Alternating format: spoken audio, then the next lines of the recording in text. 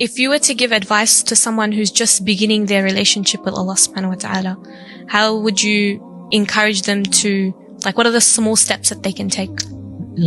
Study the Quran. Learn His words. I like to refer to the Quran His words. It changes the mindset. The best way to know about an author, read their book. And this is the book. Yep. But you don't read the book and you don't know what Allah is saying.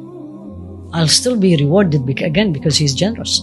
Right? And the most important thing we all should learn and would learn, bi'idhnillah, I have no control. And this is the opposite of what the day and age we are living. Yes. Like, I did it. It's mine. This is how we say it, right? Yes. No. I didn't do it. Allah made it happen. I did not study. Allah made me study. I didn't pass because many people studied way more than I am. But Allah He did not let them pass, and He made me pass. And unless I know about Allah well, then I'm not going to get frustrated. Why me? It's not fair. I don't say why me when I get the good things.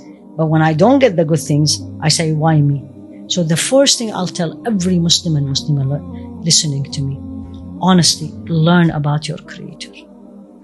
And everything in life will change.